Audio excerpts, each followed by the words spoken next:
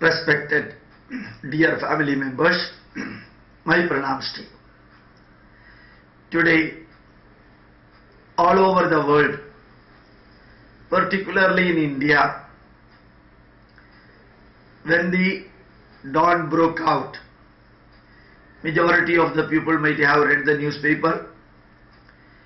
Yesterday, late evening itself, the message that one of the stalwart of Indian science, the most remembered scientist of India, and also the former President of India, dr.a.p.j.abdulkalam, breathed the last, and that message spread all over the world yesterday late evening itself.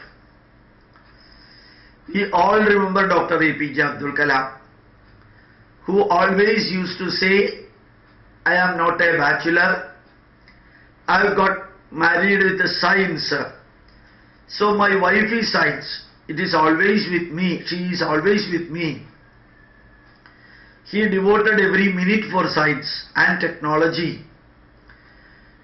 He said that science can solve all the Indian problems. He was not merely a person who is following the science blindly, but he is a perfect devotee also.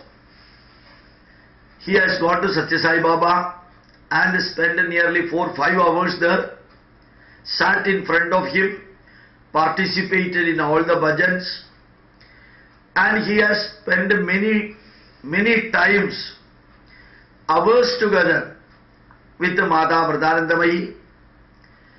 In fact, he has inaugurated the bridge in Kalam district which connects this part of the mainland and Mata Vardhanandamayi's ashram.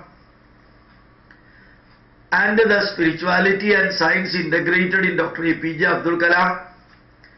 And Dr. A.P.J.Abdulkalam always used to say, I am the staunch devotee of Lord Rama, like Tyagaraja Bhagavatar. He used to sing the songs of Tyagaraja Bhagavatar also, or the kirtans of Tyagaraja Bhagavatar. So Dr. A.P.J.Abdulkalam was a scientist, he was a perfect Muslim, he was a perfect Hindu, he was also a perfect Christian, and he used to participate in many functions, festivals and felicitations conducted by all the three religions, and he used to give well-studied speeches. And we all remember that when he landed in Switzerland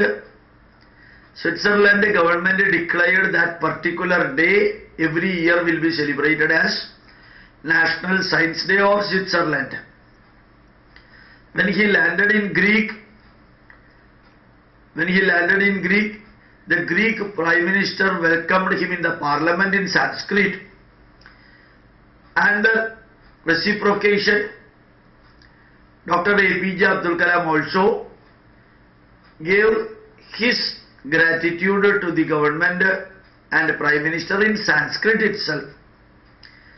And Dr. A.P.J.Abdulkalam lived for India. Dr. A.P.J.Abdulkalam lived for science. Dr. A.P.J.Abdulkalam lived for the students. Dr. A.P.J.Abdulkalam used to chant the mantra from Rigveda, Agnimele Purohidam Yajnasya Deva Mrityujam Hodaram Ratnadhadamam Agni Purve Bershibidibhyo Nudanairudha Sadevang Ehamakshati Agnina Raimasanavat Poshameva Dive Dive Yachasam Veeravattamam. And he used to motivate the children by saying that our forefathers worshipped Agni, the fire. A is the first letter of Rigveda, the oldest literature in the world.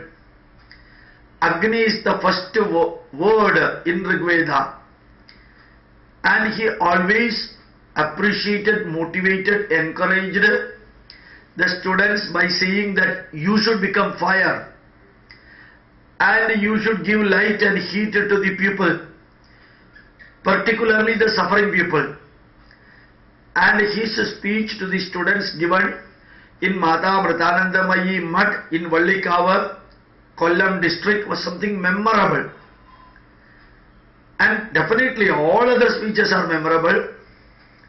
So Dr. A.P.J. Abdul Kalam has become an icon of education, science, research, devotion, dedication, sincerity.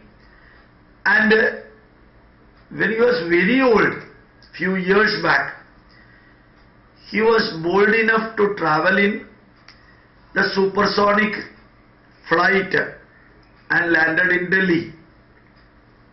And his facial expression and words were so thrilling. In that age, sitting in a supersonic flight, fighter flight, and then with all the courage and boldness, giving the message to the world. And I personally was so lucky enough to spend with him few hours, nearly 6 hours, in Shankara Clinic, Coimbatore. And Dr. A.P.J. Abdul Kalam was visiting Shankara Clinic with the invitation of Kanchi Shankaracharya. Kanchi Shankaracharya also invited me to come over there and spend a few hours with Dr. A.P.J. Abdul Kalam. Abdul Kalam very specifically, directly told me that when he was visiting Germany, some German scientists told him that bone marrow transplantation explanation is given in Samaveda.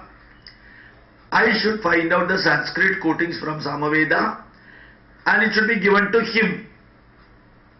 And I gave all my books to him. He appreciated so much, and he said, I have never read such a great book like Aryabhatiya, translated by me with commentary. And he said such a fantastic knowledge existed in India. Unfortunately, we are not aware about it. And he also gave a fantastic lecture after reaching back to Rashtrapati Bhavan.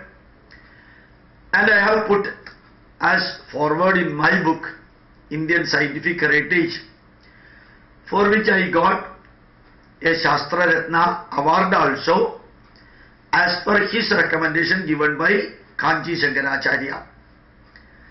So I was very fortunate enough to spend those many minutes or hours with him in Coimbatore, and in all my speeches I always used to quote Dr. A.P.J. Abdul Kalam, who could rise himself 0 to hero level.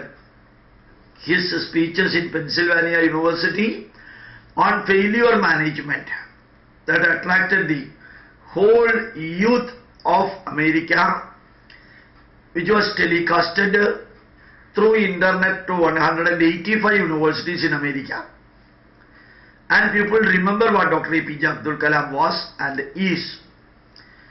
And he gave the credit of all the scientific success of his mission to others. And he took personally the discredit of the failure or the responsibility of the failure on his shoulders. Thus Dr. A.P.J. Abdul Kalam will be there in the mind of every Indian who loved Indian culture, who respected Indian culture, who valued Indian culture. And he is the person who said, India is the land which never invaded with military force to the other countries, and India is the land which never allowed the invaders to go back. This message given by the mother of Alexander 2300 years ago used to be re-quoted by Dr. A.P.J. Abdul Kalam. And we, Indian Institute of Scientific Heritage, submit our humble pranams to the feet of Dr. A.P.J. Abdul Kalam, who was an incarnation was an avatara for Indians in the field of science. Thank you very much. My pranams to you.